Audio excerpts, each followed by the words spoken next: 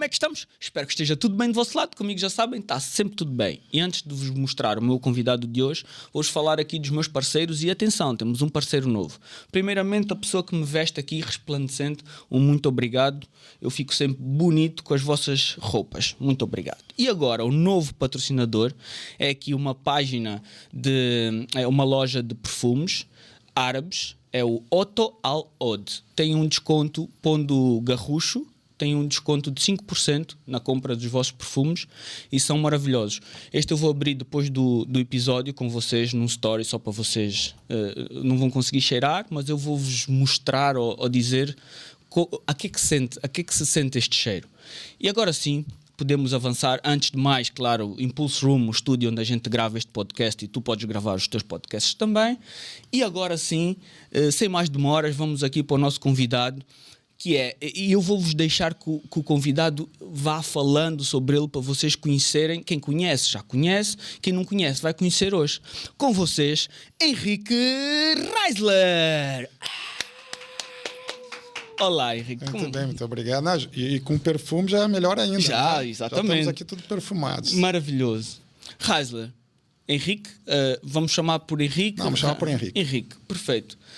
O Henrique é uma pessoa do mundo. Pelo que eu já vi, claro pelos estudos que eu já fiz, aqui pelo trabalho de casa, sabemos que só em currículo, o Henrique tem currículo de 3 pessoas, no mínimo. Isto não é um currículo de uma só. E tá para aumentar. Tá para aumentar. Tá para aumentar. Espetáculo.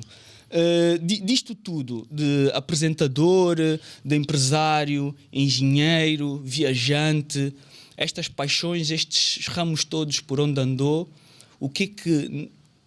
por onde andou, o que é que lhe chamou mais atenção? Eu acho que assim, primeiro, obrigado pelo convite, tenho muito gosto de estar consigo. Eu acho que acima de tudo é ter paixão, tá vendo? Fazer o que tem paixão. E eu sou assim, ou seja, tanto em termos de viagem, como o trabalho de comunicação, como o trabalho de empresário, tenho imensa paixão, acredito naquilo que eu faço, portanto, eu acho que isso é o mais importante. E, portanto, os horizontes vão se abrir. O que é importante quando fazemos algumas coisas é não perder o foco. Porque a tendência hoje as pessoas fazem imensas coisas e não fazem nada. Então, a mente é de ser objetivo e fazer aquilo que tem, enfim... Eu costumo dizer, juntar a poesia com a realidade. Boa. Às vezes mais poesia, às vezes mais realidade, mas sempre tem que ter um equilíbrio das duas. E quem é o Henrique, tirando esta parte deste currículo invejável? Como é que é o Henrique? Eu diria hoje que eu tenho 4 filhos e eu tenho 3 miúdos. Hoje eu sou um pai muito presente, ou seja, eu sou quase mais não digo quase como um filho, mas gosto imenso da bagunça, gosto imenso de interagir com os miúdos. Eu acho que é uma energia espetacular e, portanto, isso dá a garra do garrucho, dá a garra, dá a vontade de fazer essa transformação, tá vendo? Portanto, eu acho que os miúdos hoje, no mundo do jeito que está, eu sou um gajo que estudo muito geopolítica, não só viajo, mas gosto de estudar a geopolítica, ou seja, não é só viajar, mas estar com as pessoas, ser um local. Cultura. Tomar um café, tomar um chá, conversar com as pessoas.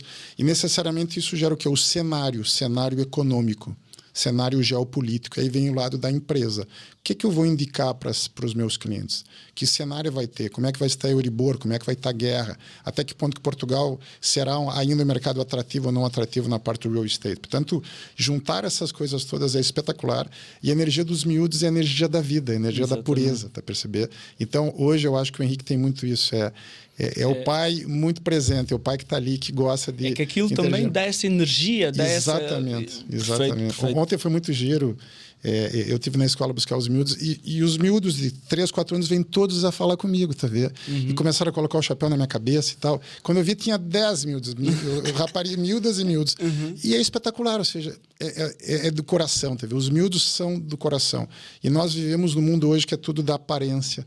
Não só a rede social, as pessoas não têm autenticidade, às vezes não falam a verdade. E eu costumo dizer, qualquer trabalho que se faz, tem que ter autenticidade. Ou seja, um trabalho de real estate se vendo o quê? Credibilidade. As pessoas acreditam ou não acreditam. Exato. Portanto, estamos a lidar com pessoas, com seres humanos. Isso é espetacular. Não é o business pelo business, porque o dinheiro, todo mundo quer ganhar o dinheiro, mas o dinheiro é uma energia. A partir do momento que temos a visão de que estamos a lidar com pessoas que querem as mesmas coisas que nós e temos a possibilidade de dar a nossa opinião, Isso exige estudo, exige coragem, porque hoje em dia as pessoas estão muito, como é que se diz, commodity, as pessoas não se comunicam, elas não dão a sua opinião para não dar qualquer problema. ferir. E eu acho que é imensamente importante dar a sua opinião com o objetivo do match, no objetivo de que as coisas resultem. E isso é espetacular, de novo, ser autêntico, acreditar naquilo que faz. E aí o seguinte, aí claro, aí os miúdos entram e fica tudo big mix. Dá mais cor. Dá mais cor, sem Mas dúvida. essa questão agora que falou sobre darmos a nossa opinião, não acha, o Henrique não acha que as pessoas às vezes têm medo de dar a opinião porque, pelo contrário, há pessoas que não sabem ouvir opiniões? Eu acho que nós não estamos a viver num momento de democracia. Existe principalmente a cultura woke, ou seja, um modelo criado por um grupo de pessoas que acreditam que aquele é o único modelo. Ou seja, se fala alguma coisa diferente, és fascista, ou és comunista, ou és qualquer coisa. Eu acho que não existe rótulo, existe a democracia. Democracia é liberdade de ideias. Eu faço com meus miúdos. Os meus miúdos têm 6 e 9. E nós conversamos. E muitas vezes eles têm uma opinião diferente da minha. E muitas vezes eles têm razão na opinião deles. Ou seja, ter liberdade de expressão através de um storytelling, através de uma opinião. Não é só dizer, eu quero isso. Por que queres isso? Ou vou fazer isso. Por que vai fazer isso? Ou seja, ter liberdade com alto grau de responsabilidade. E o mundo hoje, na minha percepção, exige dar opinião. Porque nós estamos hoje na mão dos algoritmos, na mão dessa cena geopolítica maluca que existe, né? A escola acaba não dando uma educação, as famílias hoje, ou seja, educa, mas não ensina, tá perceber? As famílias hoje, infelizmente, acabam ter a cultura da imposição e do medo, que é onde é que começam as guerras dentro da nossa própria casa, tá perceber? E no momento que tem a liberdade de expressão com um grau de lógica, de responsabilidade, estamos a exercer a democracia. Podemos falar e podemos ouvir. Isso é espetacular. Infelizmente, hoje é um artigo em falta. Exatamente. Eu acho que dentro das famílias ainda temos uns outros problemazinhos, mas principalmente é esse que às vezes nós, os pais, eu também já sou pai, achamos que, algumas pessoas assim acham que a sua opinião é a válida e quem estiver contra essa opinião está completamente errado. E não se ouve, e eu abordei aquilo há bocado, que muitas vezes eu deixo de dar a minha opinião porque a pessoa que vai ouvir a minha opinião, ela não quer saber da minha opinião. Então, eu simplesmente, às vezes... Eu acho que alguns momentos, nesse momento de polaridade política, cá em Portugal um pouco, mas América e, por exemplo, Brasil, uma grande polaridade política, vários países da Europa também. Eu tenho amigos que eu acabo não discutir política com eles porque eu acho que não vale a pena. Eu acho que também temos que ser inteligentes, porque senão vamos estar sempre em atrito. Porque eu acho que o grande giro da democracia, do debate de ideias, é aprendermos com o contrário, com o que é antagônico. Ou seja, e mesmo assim chegarmos num ponto comum. Para perceber? Isso, para mim, que é espetacular. Tem um ditado que eu acho espetacular. Dentro, por exemplo, da visão do judaísmo, dos rabinos, se estuda imensos livros sagrados, a Torá, o Talmud, etc. Isso, Jerusalém é uma das minhas cidades preferidas, porque eu estou falando isso. Se diz que os rabinos discutem muito a interpretação dos livros sagrados, mas discutem veementemente a interpretação, que eu acho espetacular. No momento do Shabat, o dia no Muro das Lamentações, rezar, são todos iguais perante Deus e estão todos juntos. Isso, para mim, é a essência da democracia.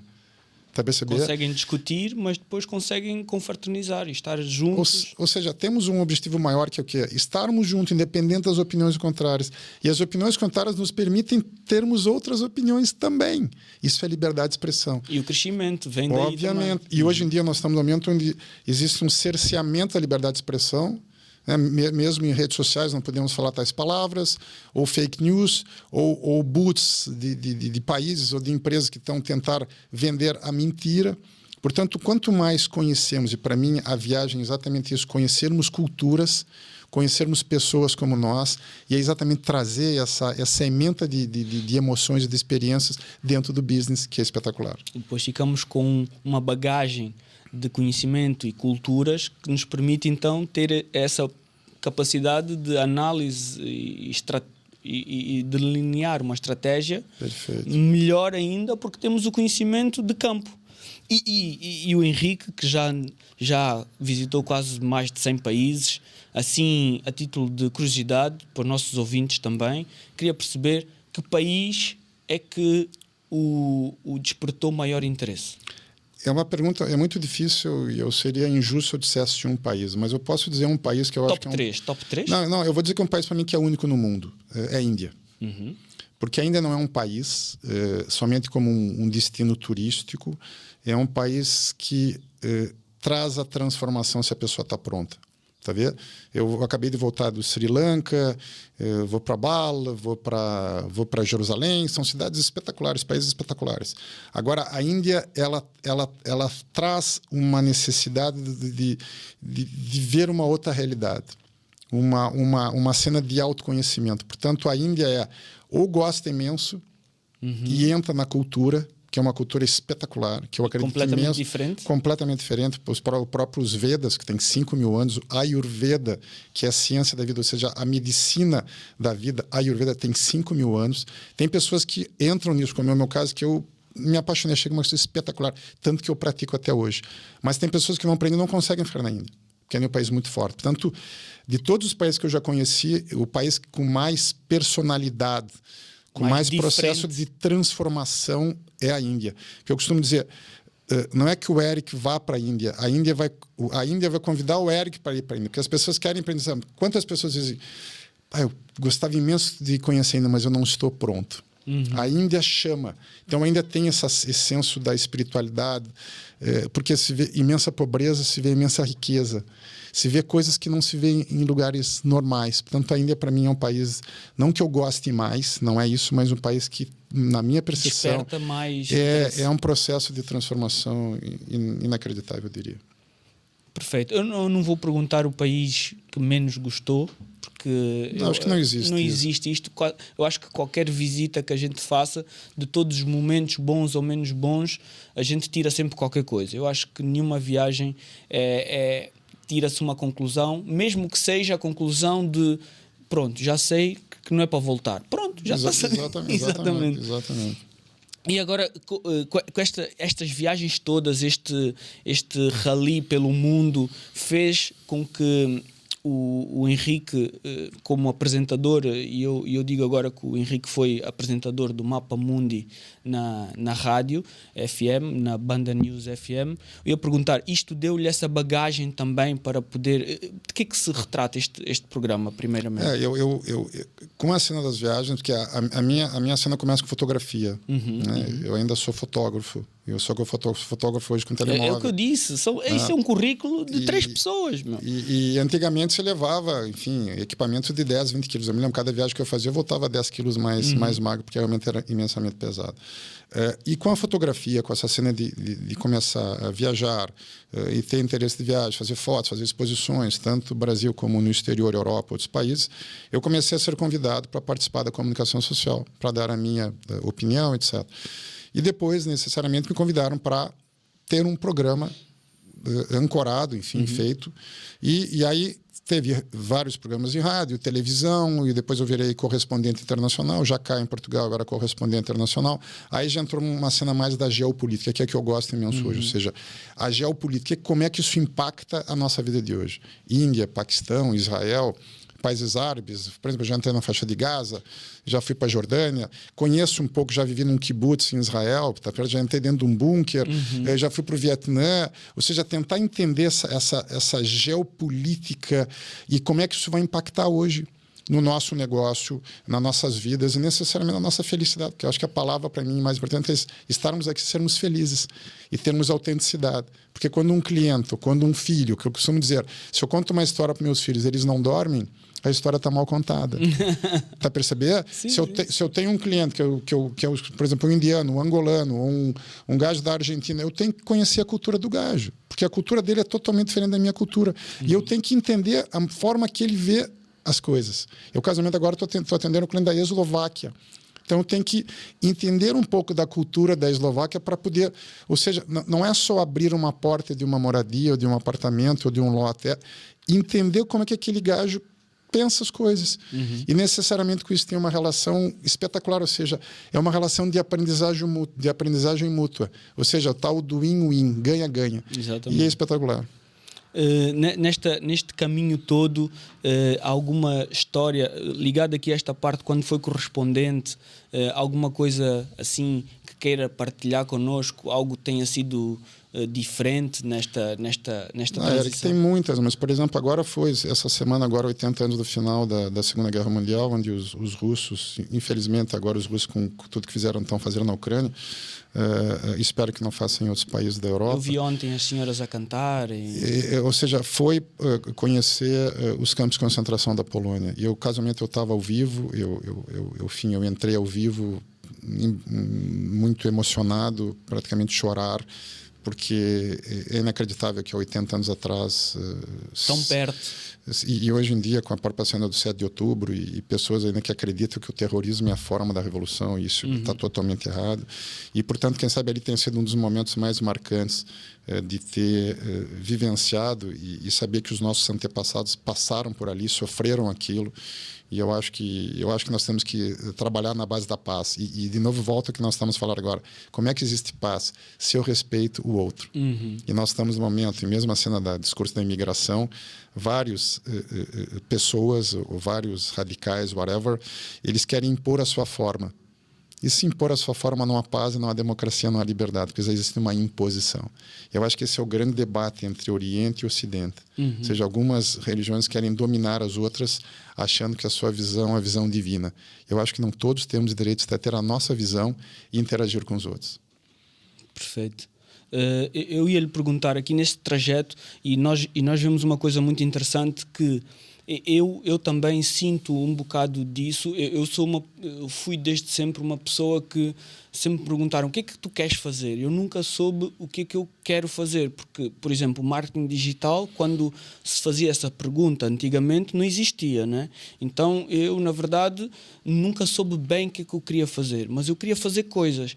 E sabendo aqui um bocado da história do Henrique, que se dedica aos vários setores que vai caminhando pela vida, engenharia civil, comunicação e apresentador e tudo isso, eu consigo perceber e apaixona-me esta entrega do Henrique a cada momento da sua vida. E eu pergunto isso: o Henrique é apologista de nós estamos bem num sítio e tentarmos sempre conquistar novos horizontes, ou é mais daqueles que, ok, eu estou aqui no meu emprego, já vimos que não pelas passagens do Henrique, né? Mas era só para salientar isso, é que eu sinto muitos os jovens hoje em dia, e eu acho que esta mensagem é importantíssima, que é, às vezes nós estamos e eu sinto que Portugal é um bocado isto, às vezes as pessoas estão paradas com o seu empregozinho de semana. Está na zona de conforto. Na zona de conforto, que dá para pagar a renda, que estão cada vez maiores, que dá para pagar ali a luz, a água e essas situações, e ficam ali tranquilamente até serem despedidos e depois, ai, meu Deus, o que é que se passa? Ou então serem promovidos e raramente são. Eu vou lhe contar uma cena que me chamou imensa atenção. Todos cá em Portugal conhecem o Scolari, que foi o treinador da seleção nacional, e é uma pessoa imensamente bem respeitada aqui em Portugal. E eu sou de um clube lá do Sul que chama-se Grêmio. Eu sou gremista, cheguei a jogar na escolinha também, gosto imenso. Nunca joguei muito bem, mas gostei e gosto. Não com a paixão que eu, quando eu era mais miúdo, que eu tinha paixão, etc. Hoje eu gosto como aquele que observa, ok? Inclusive, às vezes já aconteceu aqui em Portugal que eles me convidaram para fazer ser o comentador de jogos. Não que eu conheça a tática, mas eu conheço o movimento, a história, o marketing, ou seja, eu tento dar uma cor um pouco diferente. E casualmente o Scolari, ele assumiu como coordenador técnico do Grêmio de Porto Alegre. E aí tinha a conferência de imprensa, comunicação social toda, e perguntaram: senhor Scolari, nós todos temos imenso respeito por si, o mundo inteiro o conhece, campeão pela seleção brasileira, XPTO, papapá. O que o senhor ainda busca a trabalhar? O senhor é uma pessoa imensamente bem, enfim, resolvida, com um sucesso profissional. Uma pessoa hoje pode dizer milionário, com certeza, porque fez o trabalho, está fazendo o trabalho. O que o senhor ainda busca? Aí ele respondeu assim: vocês querem matar-me? Porque se eu paro de trabalhar, paro de sonhar, eu paro de existir. Eu acho que existe muito isso hoje, Érica. As pessoas... o processo de autodesafio, ou seja, tentar dar um passo para frente, processo de autotransformação, ou seja, quebrar o paradigma. Nós vemos no mundo hoje com quebra de paradigma digital, inteligência artificial, e a questão da geopolítica. O que vai ser o mundo amanhã? Nós não sabemos. Mas como é que eu vou me colocar no novo mundo se eu não sair desse lugar? De novo que eu falei no início da nossa conversa, a coragem. Ou seja, estamos aqui, eu sei que se eu estiver cá, eu vou estar bem igual, porque eu tenho autenticidade em relação à minha mente, ao meu coração. E essa é uma grande dificuldade, ou seja, as pessoas buscam fazer muitas vezes o seu não sonho. Ela está a trabalhar porque ela precisa ganhar dinheiro, mas ela não gosta. É seguro. Ela está numa relação, uma questão social, mas ela não gosta. Não tem aquela paixão, aquela vontade de transformar. E eu acredito exatamente ao contrário. Quando temos essa paixão, essa vontade real, que é interna nossa, tá vendo? As coisas se transformam. Eu costumo dizer, volto a Jerusalém. Jerusalém, muitos devem conhecer que tem o Muro das Lamentações, antigo do tempo do rei Salomão e várias coisas. E uma das coisas que se faz em Jerusalém é pegar um pedacinho de papel, como são pedras muito, muito antigas, são pedras muito grandes que tem um espaço entre as pedras. E as pessoas pegam um papelzinho branco e botam ali alguma coisa que elas querem pedir a Deus. E eu sempre pergunto, o que você quer pedir a Deus? Qual é o seu sonho? Qual é a sua vontade maior? Vá lá e peça. Agora, se não sabes, não bote papel. Porque não vai acontecer. Eu acho que às vezes as pessoas estão muito perdidas no eu não sei o que fazer, e não fazem. Eu, por exemplo, eu nunca pensei em ter um estúdio. Eu nunca pensei. Sempre gostei de computadores e eu acho que eu já tive um ateliê de capas personalizadas para telemóveis, tampagem de capas e t-shirts, e sempre foram coisas que não foram os meus sonhos. Só que eu acho que todo o nosso trajeto é um trajeto. Eu não me vejo também a ter um estúdio para o resto da minha vida. Mas que eu estou apaixonado pelo meu estúdio neste momento, pelo que eu faço. É verdade. Só que eu também sinto da mesma maneira que não é aqui que eu quero acabar. As coisas têm um ciclo. Exatamente. Que podem se renovar. Por exemplo, eu estudei marketing também, ou seja, todo produto tem um ciclo. Qual é o grande desafio dos produtos? É fazer com que, quando o ciclo começa a descer, fazer com que ele suba de novo. Exatamente. Tem várias marcas se reinventa. Ou seja, então o nosso grande processo é se reinventar. Há 5 anos atrás não se fazia podcast. Eu estava dizendo há pouco, serão os programas de rádio que eu conheço bastante bem. Quem sabe daqui a 5 anos não seja mais moda ter podcast. Portanto, o Eric vai, se estiver na zona de conforto, vai se reajustar para... Mas, acima de tudo, fazer aquilo com alma e com coração, tá percebendo? Senão fica fases. E depois, não vives. Tudo aquilo que nós fomos aprendendo até esta mudança e voltando àquela parte do o mundo vai mudar, e nós temos que estar preparados para essa mudança.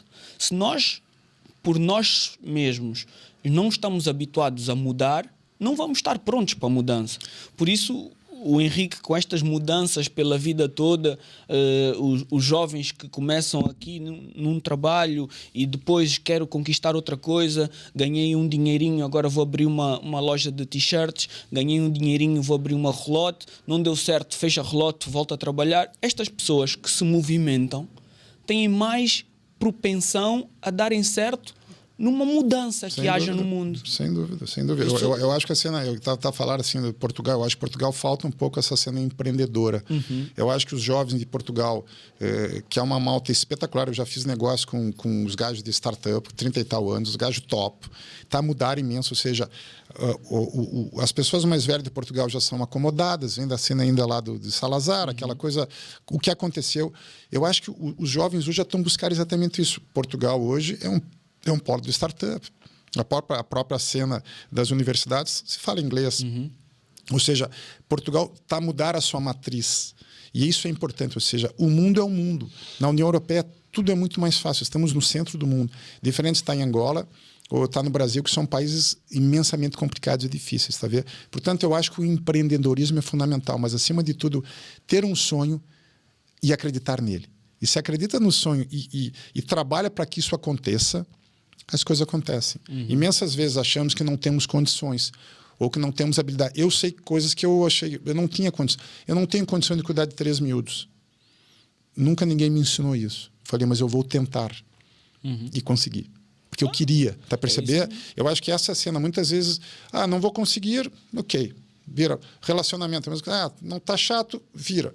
Ok, mas vai fazer de novo. Ou seja, se não tentarmos até o último momento de fazer um processo que é interno, não é do outro, é nosso, aí as coisas começam a se abrir, os horizontes começam a se abrir. Quando o horizonte começa a se abrir, vem o que todos nós queremos, que é o quê?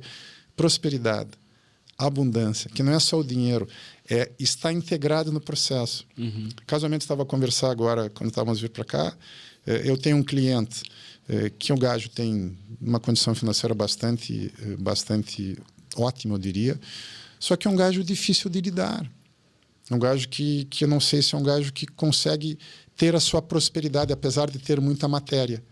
Eu acho que todo mundo busca isso. E eu acho que quando consegue juntar o coração e a alma sem culpa, porque nós temos a sociedade judaico-cristã, principalmente o lado cristão, o dinheiro tem culpa. A Igreja Católica traz culpa. O judaísmo não traz culpa para a parte do dinheiro. Está percebendo? E quando transforma essa culpa, que não existe culpa, existe atender o seu sonho. E se acende o teu sonho com autenticidade, com coração e alma, vem o quê? A realidade. Sai a poesia, ou a poesia entra com a matéria. E começa a ter isso continuadamente, gera o quê? Prosperidade. Mas muitas vezes as pessoas sentem culpa dessa prosperidade. Porque tem esse discurso de woke, ou de esquerda, ou de esquerda radical, de que o Estado tem que ser o pai de todos e o Estado vai dar... Só que as pessoas não percebem que o Estado somos nós. Quem paga IVA, quem paga todos os IRS, IRC... Por exemplo, ontem o meu contabilista mandou o IRC que é um valor muito grande. Mas eu tenho que pagar. Ou seja, o Estado somos nós. O Estado tem que ajudar as pessoas com poucas condições, mas incentivá-los a crescer. Porque quando acontece isso, acontece que o Estado manipula as pessoas não têm seus sonhos, porque o Estado vai fazer. O que eu sinto aqui em Portugal é que as pessoas estão a duvidar do Estado. Mas eu acho bom duvidar do Estado. Sempre é bom duvidar do Estado. Só que cada vez com mais intensidade. Neste momento eu acho que existe uma dúvida maior sobre... É que os Estados, de uma forma geral, eles prometem e não cumprem. E eu acho que hoje nós temos um veio político, de uma forma geral, fraco. Eu não vou comparar Brasil e Angola com Portugal. Acho que Portugal está anos-luz na frente do Brasil e de Angola, ou da Índia, ou do Sri Lanka, ou XPTO. Mas ainda deve-se criticar o Estado, porque o Estado não está a entregar o que pode entregar. Ou seja, nós estamos a viver em cima de discursos. E esse discurso é poético, onde o Estado tem que bancar uma renda de 5 mil euros para os imigrantes que chegam, ou só um pouquinho, de onde é que vem esse dinheiro? Ou seja, existe um déficit. E, bom, e aí entra toda essa cena das tarifas do Trump, tudo isso, portanto, eu acho que toda a história tem que ter um início, meio e fim. E eu gosto imenso de fazer esse estudo e trazer esse mix no momento que eu estou no meu dia a dia a lidar com as pessoas. Isso contribui imenso para a área que foi agora. E eu pergunto, aproveito já esta deixa, o que é que fez o Henrique focar-se agora no setor imobiliário? Quando eu vim a Portugal, fazer um doutoramento na área de turismo. Turismo turismo é a recorrência do destino, ou seja, o valor da experiência no ato de visitar países ou experiências. Porque eu acredito muito em experiência. Tudo que fazemos tem experiência. Está com a sua namorada, seu namorado, seu filho, vai fazer uma janta XPTO num restaurante Estrela Michelin. Custa 500 euros. Top. Só que o atendimento não foi bom, a comida veio fria, vista mar, mas a experiência não resultou. O que acontece? Não vai voltar. Por outro lado, comeu uma emenda de 10 euros, foi top, pastel de nata, o arroz à brás, está tudo 5 estrelas. Ou seja, eu acredito muito na experiência. E quando eu vim cá, eu estava falando isso porque isso era o tema do meu doutoramento. Ok? E eu me encantei com Portugal. E eu disse, ok, eu vou vir em Portugal, eu preciso trabalhar, preciso ter sustentação, o que eu vou fazer? Aí comecei a analisar alguns segmentos e comecei a sair com corretores de imóveis e os gajos de táxi de Uber e começava a conversar. Para mim, as pessoas que mais conhecem uma cidade são os taxistas. Os taxistas, os gajos de aplicação e os corretores de imóveis. E aí eu comecei a me dar conta que tinha um mercado inexplorado na nossa forma de fazer negócio, que é diferente da grande maioria. Porque o real estate, qualquer lugar do mundo, como nós vemos no Brasil, tudo maneira japonesa, todo termino olhinho puxado. E eu não sei qual a diferença de um para outro, é quase uma commodity. Então, quando eu criei a Portugal House, eu queria pensar, eu quero criar uma boutique de investimento e negócio, uma empresa tailor-made, onde nós vamos conversar com as pessoas. E através do momento da conversa com as pessoas, com imenso conteúdo, com imensa informação, eu vou fazer negócio. E, bom, aí eu tinha um sócio brasileiro que gostou imenso da ideia, criamos a empresa e depois, no meio do caminho, eu comprei a parte dele e estamos até hoje. E eu acho um mercado espetacular, porque eu me divirto imenso, eu aprendo imenso, porque eu trato com clientes do mundo inteiro. Então, o Henrique hoje tem uma boutique onde consegue oferecer aos seus clientes bons negócios imobiliários. Exatamente. Seja no arrendamento, seja no investimento, seja na compra da moradia permanente, mas sempre é buscar, eu costumo dizer, eu não sou um vendedor, eu tô a dar um assessoramento, um coaching para que a pessoa faça um bom negócio. Ou seja, eu sou na particular o CDO, Chief Dreamer Officer. Eu ajudo a pessoa a realizar o seu sonho. Ok. Não é vender, trocar dinheiro. E realizar o seu sonho é muito mais. É muito mais do que. E é espetacular, porque, de novo, estamos a lidar com pessoas e o nosso trabalho é exatamente esse: fazer um movimento, como diz no Brasil, uma ginga, de conseguir fazer uma coisa sedimentada, correta, gira, onde a pessoa gera o quê? Felicidade. Pô, gostei de fazer. O que acontece aí gera a recorrência. Que é o meu tema do doutoramento, ou seja, a recorrência. Pô, gostei da experiência, eu quero ela de novo. Perfeito. E destas andanças, principalmente aqui neste último setor já, com a sua empresa que abriu cá em Portugal, pergunto-lhe qual foi o negócio ou a situação com maior risco que já fez? Eu não vejo, eu não acredito em risco. Eu sou um gajo que, se eu acredito, eu faço. Se eu não acredito, eu não faço. Então vale sempre a pena. Eu acho que sempre vale a pena. Mesmo que for negativo, vamos aprender. Agora, obviamente, que no início da empresa eu aceitava qualquer negócio. Hoje, não. Se tem algum cliente, seja um senhorio, um proprietário ou um cliente, que eu acho que as coisas não estão a andar bem, eu respeitosamente, que eu acho que tem que ser imensamente educados, eu não vou fazer aquele trabalho. Tá percebendo? Agora, eu vou lhe contar uma cena que para mim foi brutal. Que não foi uma coisa negativa, foi uma coisa imensamente positiva, mas eu acho que foi um marco importante. Na época do Covid, a minha miúda de 9 anos, a Jada, ela disse assim: papai, eu sei que todos os hotéis estão fechados, na época ela tinha 4, 5 anos, mas eu quero ir para um sítio com o papai para tomar banho de piscina. E aí eu pensei comigo mesmo, o que eu vou dizer para a miúda, porque no Covid está tudo fechado, mas eu não aceito não. Se me disse não e eu acredito, eu vou dar um jeito e vamos resolver, ok? E, obviamente, um pedido de um filho e de uma filha, eu disse, vamos lá. E eu consegui um hotel em Olhos d'Água, que inclusive é um sítio que eu gosto imenso de ir sempre, eu vou para o Algarve bastante, gosto imenso, tenho uma paixão pelo Algarve. E eu me senti, estava eu e ela no meio do Covid, no resto do chão, vinham as gaivotas e nascer do sol, e pôr do sol espetacular. Parecia um pouco de uma cena brasileira, tá vendo? De estar na praia, de ver o sol e pouquíssima gente, Covid. Não havia ninguém a andar. E naquele momento eu disse, é isso que eu estava a precisar, eu vou trabalhar cá. Eu vou abrir uma operação no Algarve. Eu não conhecia ninguém, nada. Zero. Mas eu disse, eu vou começar uma operação cá. Em 1 mês, eu estava com a operação lá. Tá percebendo? Eu acredito muito nisso, acreditar naquilo que você está fazendo. Aí, fala com um, fala com o outro e as coisas começam a tomar forma. Isso para mim é bastante importante. É fundamental. Aliás, é a melhor coisa. É a melhor coisa. Mas, de novo, networking não é o fake networking. Sim. Networking quando é feito com verdade, com coração.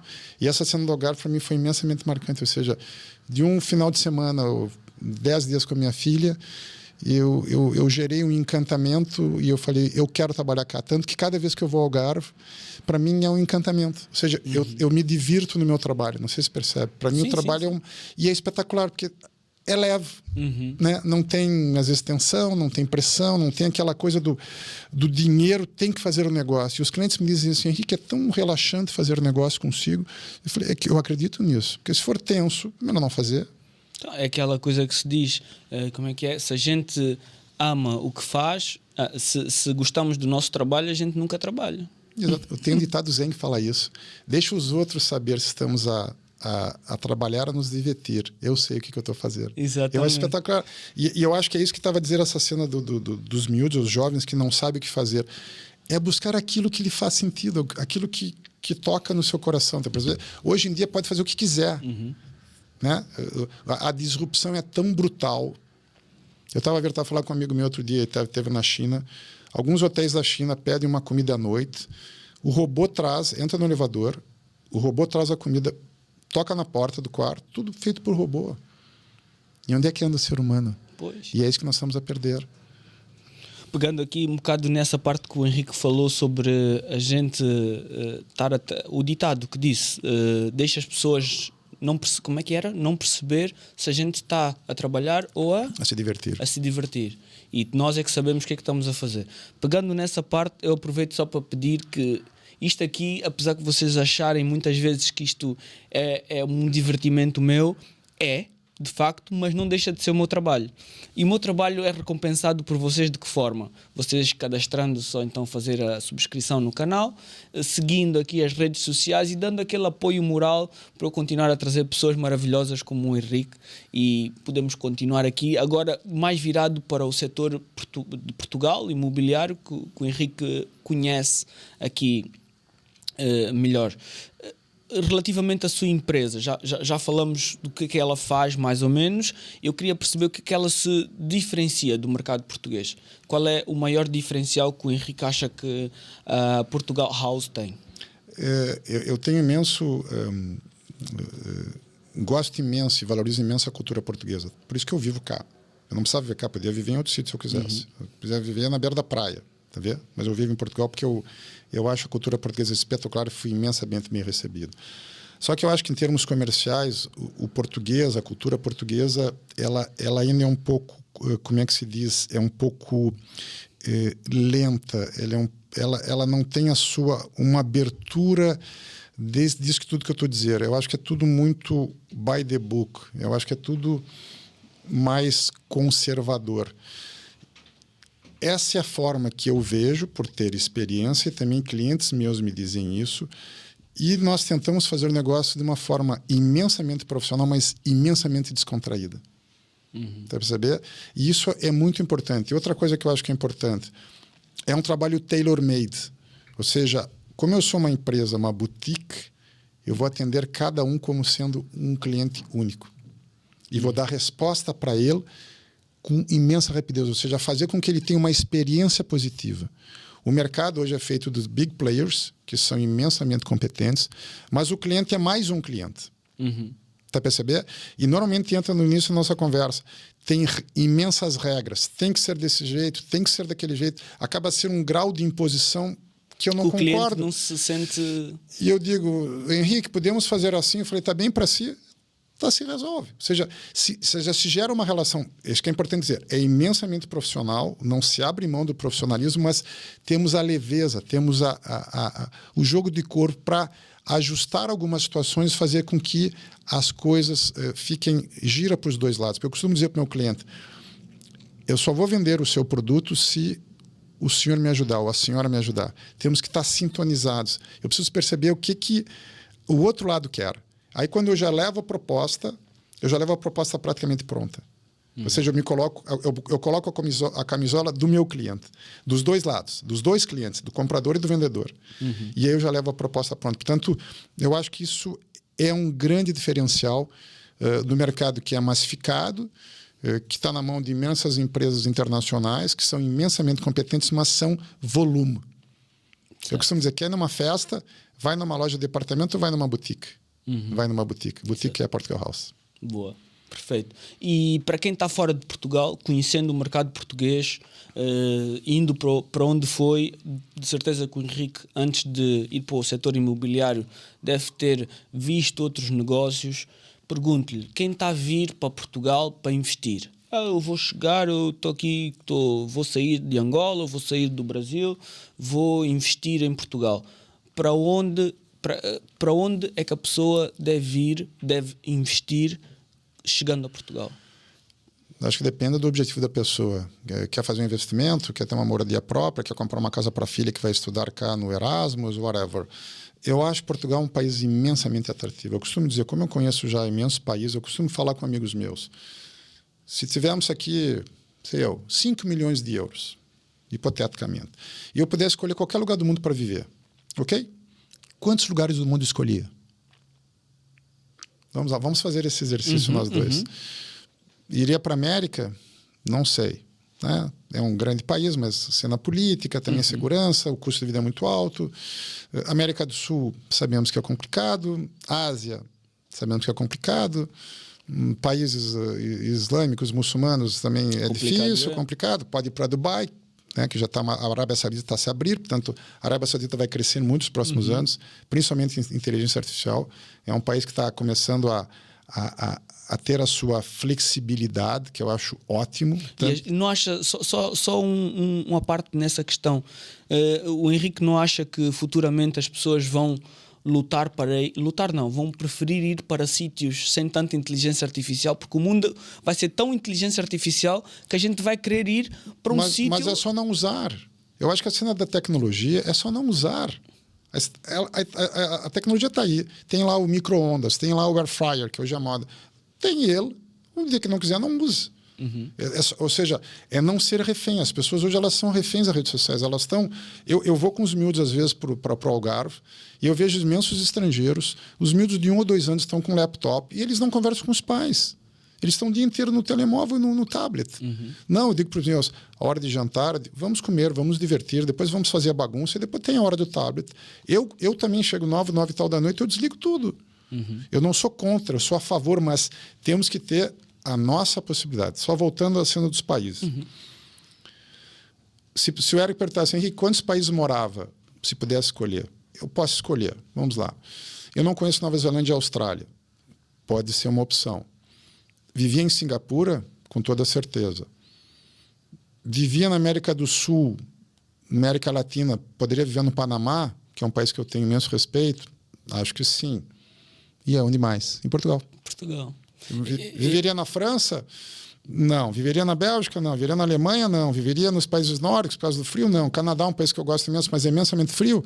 Então, Portugal está nos top 5. Está ali no... Tem tudo um bocado. Comida, possibilidades de investimento, bom clima. As pessoas são imensamente acessíveis, porque uma vez eu estava na Linda Velha, essa foi espetacular, eu fui fazer um documento, recém tinha chegado, e o português é mais recatado, e eu nesse lado de ser brasileiro, de às vezes ter uma possibilidade de conversar, que eu acho muito giro, quando o português permite, que às vezes não se pode, ou seja, é uma questão de respeitar o outro lado.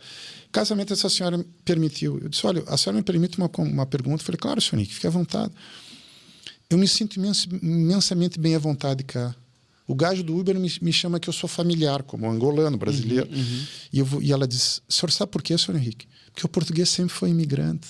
Exatamente. Então o português se coloca do lugar do outro. Portanto, o estrangeiro que se porta bem, isso é importante dizer, não é um imigrante que vem cá para fazer bagunça, que não tem documento, que quer impor a sua religião, que nós sabemos que é um debate político muito importante, e eu tenho lado disso, eu sou a favor da imigração, desde que exista, ou seja, a pessoa está cá, ela tem que viver na cultura portuguesa. Como nós fazemos quando vamos para outras culturas. Exatamente. Okay. Portanto, eu acho que Portugal é uma mágica, é uma magia. Em 15 minutos está em Sintra, ou seja, tem tudo pertinho. Dá para ir de um sítio a outro de Portugal de carro, tranquilo. É imensamente bem recebido. Os portugueses falam língua, portanto, eu me sinto, é seguro, eu me sinto em casa. Portanto, se estabelecer hoje o top 5, Portugal está um deles. Portanto, é um sítio que tem atraído pessoas a viver, pessoas a investir. Portanto, e eu gosto imenso disso, ou seja, trazer para as pessoas a minha opinião. E a minha opinião diz, vem e invista cá. Eu já atendi clientes do Líbano, do Irão, de Israel. Uau! Outro dia de Timor-Leste. É espetacular. E as pessoas vêm viver cá. E às vezes os portugueses não se dão conta que Portugal está a atrair imensa gente, mesmo com essa cena hoje americana da polaridade, imensos americanos estão vindo viver cá. O Algarve, eu já vendi casas por telemóvel. Inacreditável. Porque o gajo tem o quê? Credibilidade. De novo, o mercado, outro dia, antes de entrarmos, perguntava cá, remunera bem o mercado imobiliário? Sim, remunera bem. Só que temos que falar a verdade. Eu acho que o mercado muito gosta de vender, mas às vezes não fazer um bom negócio. Certo. Tá perceber? Sim, e sim, para mim sim. isso é muito importante. Perfeito. Eu também acho que Portugal reúne as condições suficientes para ser um país bastante atrativo. Mas também depois sinto que, em termos de pessoas que vivem cá, a possibilidade económica dos que vivem em Portugal, os portugueses que vivem em Portugal, torna-se às vezes um bocado insustentável. Eu percebo que às vezes as pessoas que vêm, por exemplo, vou viver a minha reforma em Portugal. As reformas são boas nos países deles e cá faz sentido. As pessoas estão ali um apartamento a custar 1.500 euros de aluguer, por exemplo. E que isso hoje é barato. E que isso hoje é barato. E pessoas que estão a vir com reformas de 4.000, por exemplo, que é uma reforma normal para alguns países. Okay. E depois chegam aqui e dizem que, claro, que é uma maravilha. Temos praia, temos boa comida, temos bom clima. O problema é que depois as pessoas de cá mesmo não sentem esse... É tão bom para quem? É tão bom para os que vêm cheios de dinheiro. Mas, Eric, a cena que nós falávamos mais cedo sobre a cena da política, ou seja, nós precisamos ter mais eficiência na política. Exatamente.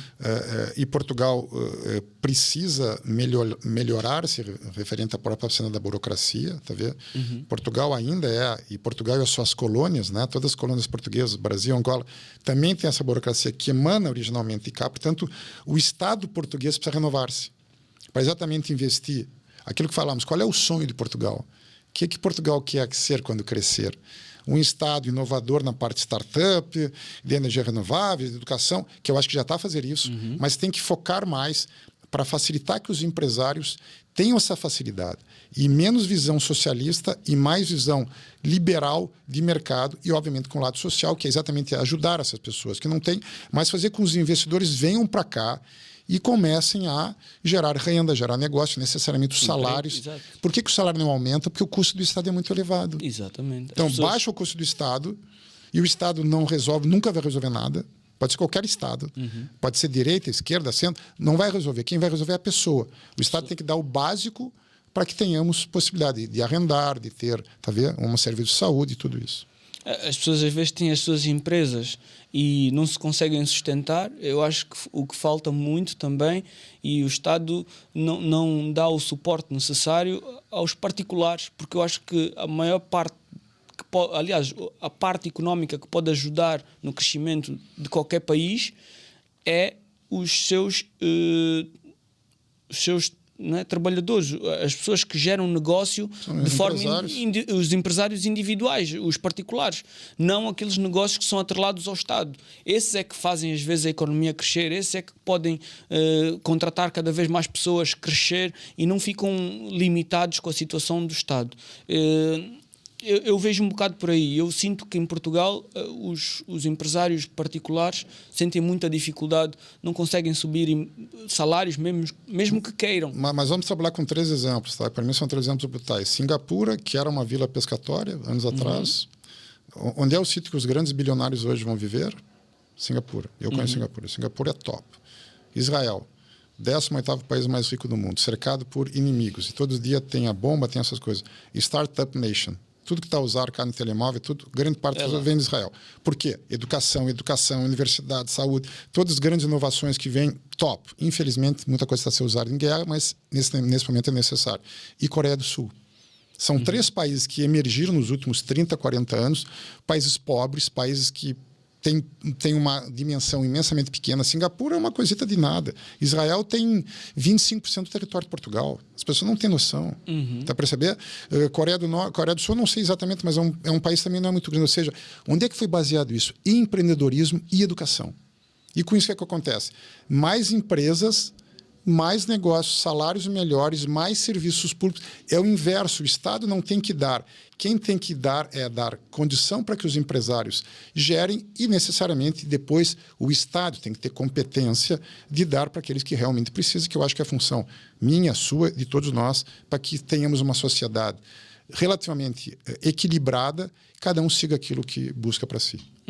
E aqui em Portugal, para quem já vai investir, para quem já tem dinheiro e pergunta assim, só quem não quer saber as coisas, Henrique, qual é o sítio com maior propensão ao crescimento neste momento em Portugal? Qual era a zona do país, segundo os conhecimentos que o Henrique tem, onde o Henrique hoje dizia: Henrique, tens aí um dinheiro fixe, eu acho que neste momento, a nível de crescimento, devias investir no... Assim, como Portugal é pequeno, assim, o Algarve segue a crescer, né? Um ano e tal atrás, os preços do Algarve eram 20%, 30% mais econômicos que cá, que eu digo cá, Lisboa, Cascais, Porto. Hoje já está praticamente igual. Portanto, eu acho que as três principais regiões, Porto, cá, a parte aqui de Comporta está crescendo muito, a Margem Sul vai crescer muito com esses novos... Estamos na Margem Sul agora a gravar. A Margem Sul com esses novos empreendimentos cá costeiros, que espero que saia de papel, vai crescer muito nos próximos anos. O que vai crescer muito também é a cena estudantil das universidades. Cada vez mais estudantes estrangeiros vêm viver em Portugal. Portanto, esses quartos ou prédios estudantis também vai crescer. A própria parte agora aqui da Nova, aqui de Carcavelos, um grande polo de educação e de inovação que estão fazendo ali em Carcavelos, junto com hotéis, etc. Ou seja, essas regiões vão crescer imenso e o país inteiro vai crescer imenso. Portanto, qual lugar para investir? Eu vou dizer o seguinte, Eric, depende do seu objetivo. Tempo de duração, o que queres fazer. Agora, existe uma emenda de lugares e sítios em Portugal que vão oferecer essa possibilidade. Esses cenários que descreveu agora fazem total sentido. Margem Sul, né? esta situação dos estudantes, Algarve, isso faz muito sentido. A própria cena da medicina também, né? Dos hospitais e tal. Ou seja, o que acontece? Cada vez mais as pessoas estão vivendo mais. E estão vivendo mais com mais qualidade. E hoje, com essa cena dos chips e a própria cena da evolução da nanotecnologia, da medicina, todos nós vamos viver mais. As doenças hoje que são incuráveis serão curáveis em poucos anos. Portanto, vamos precisar também de moradias adequadas para as pessoas mais velhas. Que muitas vezes isso não é pensado hoje. A arquitetura ela é padrão para o Eric e para mim. Só que eu tenho uma altura diferente da sua, eu tenho uma idade diferente da sua. Ou seja, as casas vão ter que ser mais personalizadas. Para perceber? E eu acho que isso é um grande mercado. Energia sustentável, placas solares. Essas casas móveis que têm saído agora são as pré-feitas, né? Chega com o atrelado, põe aquilo, estacas, canalização. Diz que na China tem casas hoje de 30, 40 metros quadrados por 6 mil euros. Eu vi aqui, 12, 13, 14 mil euros. Se tiveres um espaço, chegas com a casa... Eu acho espetacular. E os gajos, as próprias paredes já vão ser com placas solares, tá vendo? Ou seja, nós estamos vivendo um processo de alto grau de revolução. O ser humano está a evoluir e a tecnologia está a evoluir. O mundo está se tornando cada vez mais rico e a desigualdade está a ficar maior. Portanto, é um grande dilema social. Como mais pessoas pobres e mais pessoas ricas. Países desenvolvidos, países menos desenvolvidos. Tá vendo? Então, o mundo está precisando hoje gerar o seu próprio equilíbrio. De novo, radicalismo... Cá não. Tá vendo? Vamos gerar que a democracia, inclusive religiosa. Você percebe? Uma coisa que eu gosto muito da Índia, a Índia, quem sabe, seja o país mais espiritual do mundo. Eu acho que a cena da espiritualidade é muito importante no dia a dia, tanto em termos pessoais como de negócio. E eu pratico yoga e eu acho que é muito importante cada um de nós ter a sua visão de prática espiritual.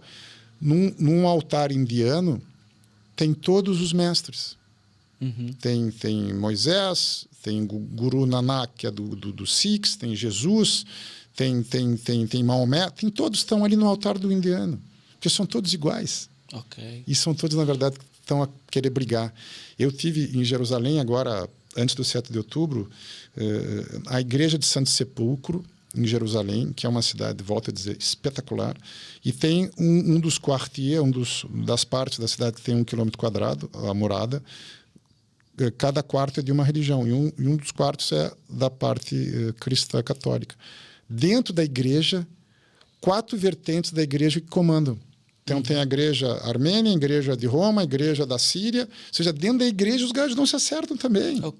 Tá percebendo? Ou seja, é muito difícil esse momento que o mundo vive. E, por outro lado, eu acho que nós estamos num momento brutal de estabelecer uma paz mundial e cada um poder, hoje em dia, com essa liberdade que temos todos, né, de poder, enfim, fazer aquele seu sonho, aquilo que acredita.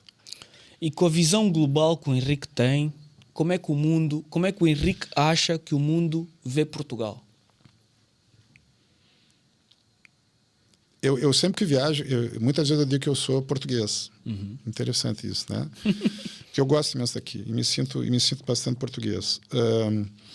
As pessoas, na verdade, não conhecem Portugal. Elas conhecem Cristiano Ronaldo, obviamente, como fala o Brasil na época do Pelé, do Neymar, do PTO. Elas não conhecem. Eu acho que as pessoas não conhecem a geopolítica, as pessoas não conhecem o mundo.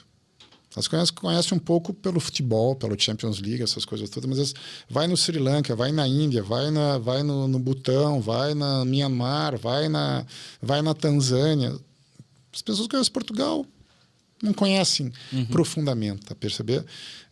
Eu acho que Portugal devia, com toda a sua história, toda a sua pujança... Eu estava falando outro dia com uma amiga minha lá no Algarve.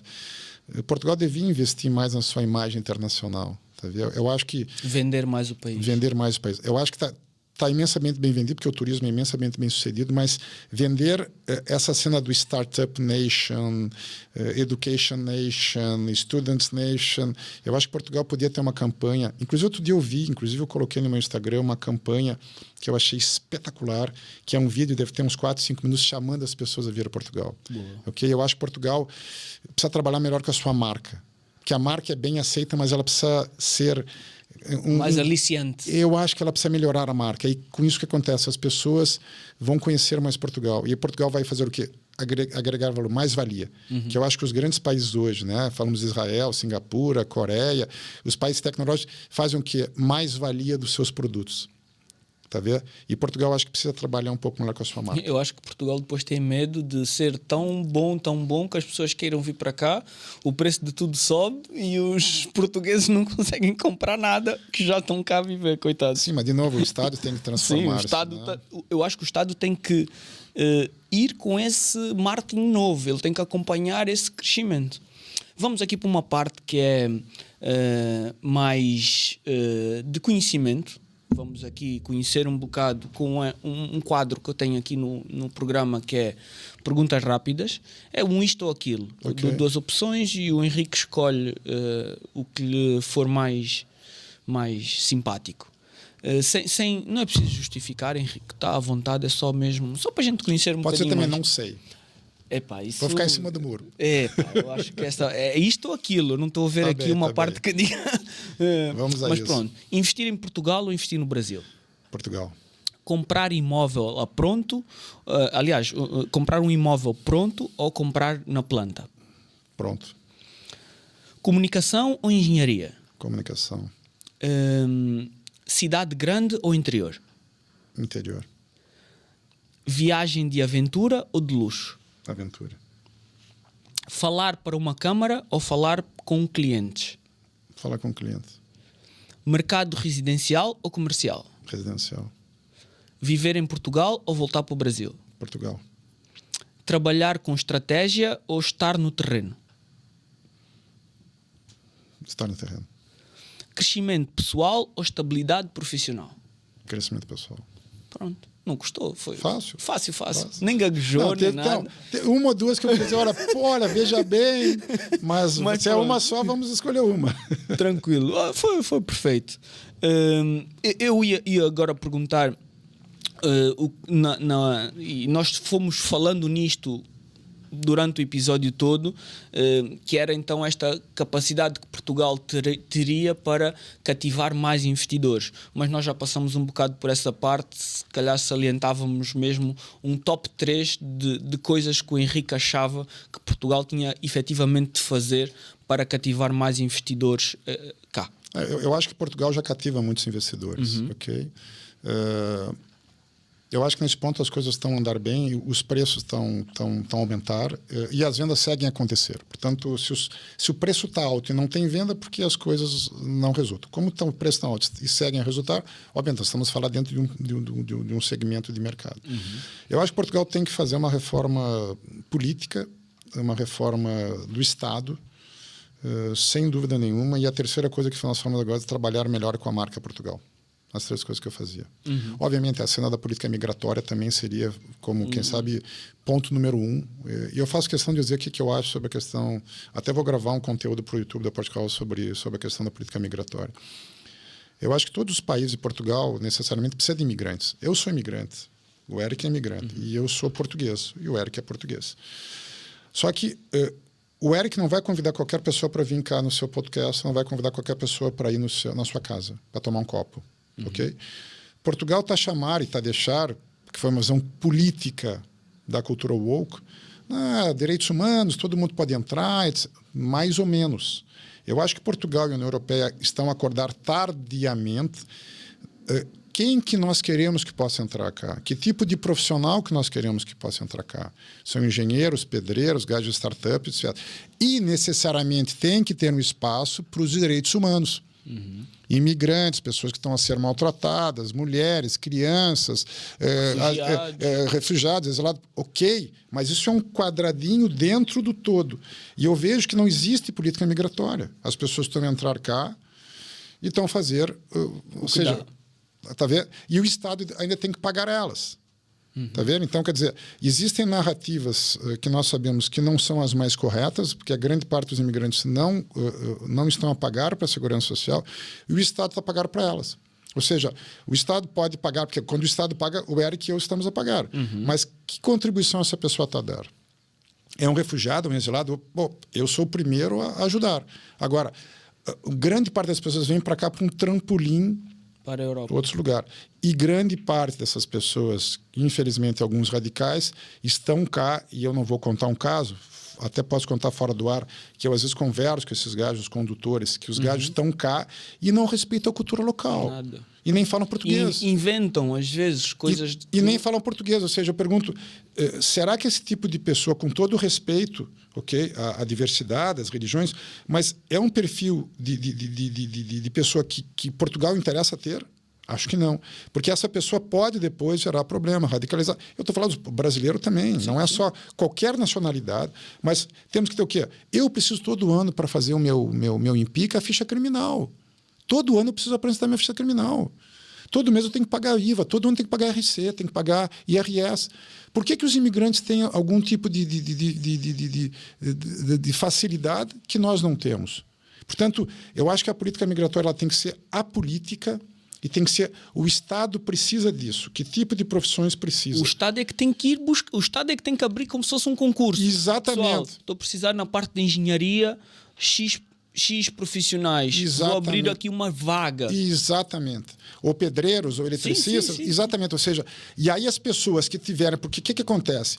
Por que Israel, Singapura e Coreia do Sul se tornaram países ricos? Porque estão a trabalhar com mão de obra pessoas imensamente especializadas. E mesmo que eu não tenha pessoas que sejam totalmente especializadas, mas o pedreiro... Mas eu quero um bom pedreiro cá. Um pedreiro que possa vir cá, fazer a sua empresa, fazer a sua família, ter filhos, ter a nacionalidade portuguesa. Agora, o gajo não vem cá de passagem para viver num quarto, como outro dia vimos uma matéria no Martim Muniz, o gajo vive numa loja que é totalmente ilegal, com 20 ou 30 pessoas a viver na cava. Ou seja, isso não é direitos humanos, isso não é respeito às pessoas, e o Estado, nesse ponto, tem que estar presente para todos. E eu acho que o Estado, uma visão política que existe, infelizmente, não só cá, mas em outros países do mundo, são os coitados, nós temos que aceitar isso e veja bem, porque... Não. Nós temos uma cultura, nós temos uma visão social e os outros que vêm para cá vão se adequar. Se não se adequar, o Eric não vai convidar para vir cá e eu não vou convidar para tomar um copo comigo. Exatamente. E quem sabe esse também não é o cliente da Portugal House. Está percebendo? Ou seja, não é negar, é respeitar a essência do processo. Exatamente. Isso é democracia. Como nós fazemos quando vamos para outros sítios, mesmo de férias. Exatamente. Porque é que aqui as pessoas chegam e querem continuar... Eu sei que há espaços para se continuar a fazer aquilo que culturalmente é feito nos países desses imigrantes. Só que eu acho que também têm que aceitar e obedecer as regras ou a parte estatal de como já a sociedade funciona cá. E tem que se cumprir, como nós fazemos quando vamos para outros sítios. Mas é isso. É como se fosse sinal de trânsito. Se aqui não há sinais de trânsito, a gente vai seguir a regra mas é a regra daqui. E aí o Estado tem que ser presente. Exatamente. Isso não é repressão, isso é um mínimo de ordenação social. Respeito ao cidadão que paga os seus impostos e cumpre as regras. Claro que sim. E eu acho que tem que ser assim mesmo. Henrique, perguntava-lhe então também... Não faz pergunta difícil. Não, até agora está tudo tranquilo. O Henrique nem gagueja nem nada. Não lhe ponho... Qual é a expressão brasileira quando se quer dizer que a pessoa ficou com assim com a cueca justa, é isso? Não, saia justa. Saia justa. Yeah. Mas não, fica tranquilo. Eu diria que, Henrique, perdão. Eu queria lhe perguntar, alguém jovem que eu por acaso identifico-me com esta maneira do Henrique ir andando pelos seus sonhos, pelos seus objetivos durante a sua vida toda, que conselho é que daria a um Henrique que se identifica bastante com isto de não ter um sonho fixo? Eu quero ser o presidente da Galp. Não, eu não tenho esse sonho, mas se eu passar por lá, maravilha, vou estar a dar os meus 100%. Que conselho é que daria a esse tipo de pessoas que se identificam muito com esta maneira da jornada da vida que o Henrique tem, para se automotivar ou algo motivador para se continuar a ter ou para se chegar até onde o Henrique está hoje? Eu acho muito difícil dar conselho, porque é muito pessoal. Mas é aquilo que eu tenho falado consigo cá no programa, no episódio. Eu acho que eu pergunto para as pessoas: o que queres? O que brilha os olhos? O que faz sentido para si? Quer fazer o melhor sanduíche do mundo? Ok, prepare-se para fazer o melhor sanduíche do mundo. Quero ser o melhor jardineiro do mundo. Quero criar uma aplicação de sementes, de regas, PTO. Faz aquilo que... E se não sabes, siga a estudar. Porque eu acho que... Eu costumo dizer, inteligência é um músculo. Uhum. É como se fosse um músculo. Quanto mais exercemos a inteligência e a curiosidade, mais fazemos com que os horizontes se ampliem. E se os horizontes se ampliam, mais espaço tem para fazer coisas. Mas fazer coisas que façam sentido. Uhum. Aí tu vai juntar a poesia de fazer o que gosta e, obviamente, também tem que pensar na questão material, juntar as duas coisas. Portanto, tudo é possível por um grande coração. Eu acho que com esta, Henrique, nós conseguimos encerrar este episódio maravilhoso, que já excedemos o nosso tempo e o Henrique de certeza que nem deve ter percebido, que já estamos aqui há mais de 1 hora. Uau! Agradeço vivamente a presença do Henrique e por este tempo que disponibilizou para a gente falar e se enriquecer tanto da sua vivência, que pode ser um alento, pode ser uma motivação para alguém que esteja a ver este episódio. Eu agradeço o Henrique ter estado aqui. Vou querer ser amigo do Henrique. Aquela parte do copo em casa, eu fiquei com isso registado. Com gosto. Às vezes que fazemos reuniões também tem um copo, tem um café. Como eu gosto mesmo de cozinhar, eu trago chás de diferentes países e tal. Uhum. Então eu acho que isso também é uma diversão. Ou seja, como é que as nossas avós se divertiam? À mesa da cozinha. Sim, exatamente. E, aliás, quando nós vamos, está aqui a minha produtora, quando a gente está na nossa casa das avós, né, que está todo mundo na sala, comer, o sítio onde a conversa é melhor é na cozinha. Está ali aquela fofoquinha especial, aquele disse que disse, é maravilhoso. Então é isso. Conhece Angola, Henrique? Só clientes, né? Casamento, ou seja, eu estou começando a conhecer, eu tive agora, fui fazer um safari na Tanzânia, que foi espetacular, e quero conhecer, eu preciso conhecer mais a África. Eu convido o Henrique, possivelmente eu não vou estar lá, né? Mas vocês que estão aqui a ouvir esta entrevista, este podcast, e interessar-vos ter o Henrique em Angola de forma a ajudar aqui nesta parte toda de investimento, com o conhecimento que o Henrique tem, estejam à vontade para mandar uma mensagem tanto aqui para o canal, como o Henrique vai dizer agora as suas redes sociais. As redes sociais da Portugal House, YouTube da Portugal House, Instagram, Facebook, etc. Eu vou ter muito gosto, sempre respondemos. Uma coisa que é importante, eu sempre respondo. Às vezes eu estou com meus miúdos a fazer bagunça e me liga um cliente e diz, olha, eu atendo, olha, nesse momento eu não vou poder, mas segunda-feira, 9 horas eu ligo. Ou seja, nós sempre damos que o outro lado tem uma pessoa que quer uma resposta. E já percebemos que o David... eu estou com o David, meu... David é um bom nome. Também acho, mas não, Henrique, fico descansado que é mesmo Henrique, na minha cabeça está isso, só que às vezes sai uma coisa errada. Percebemos muito que o Henrique é muito pessoa para pessoas. Eu acho que isso é maravilhoso, porque sente-se às vezes a incapacidade das pessoas de lidarem com pessoas. Por causa do Covid, por causa dos telemóveis, por causa das novas redes sociais, as pessoas ficam muito mais a lidar com elas próprias, às vezes nem sabem lidar com elas próprias, quanto mais lidar com os outros. E percebendo o Henrique que é, com esta vontade de...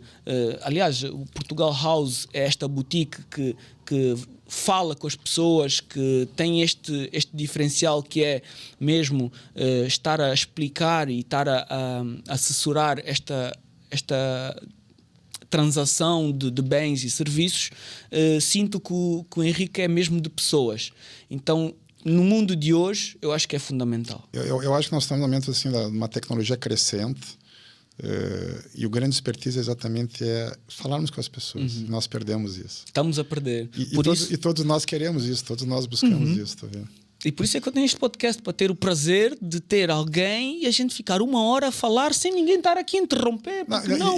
O telemóvel passou assim, exatamente, passou imensamente rápido. Olha, agradeço imenso a gentileza, tenho gosto e gostei imenso de estar consigo. Nós é que agradecemos. Muito obrigado. Vocês já sabem, do vosso lado é ver o programa, claro, pôr o gosto se vocês gostarem, subscrever o canal, sigam também as páginas aqui do Henrique, Portugal House, no YouTube, no Instagram, tem o nosso site, portugalhouse.pt. Do meu lado é Garrucho Talks, no TikTok, Garrucho no Instagram, e já sabem, até o próximo episódio do Garrucho Talks. Fomos!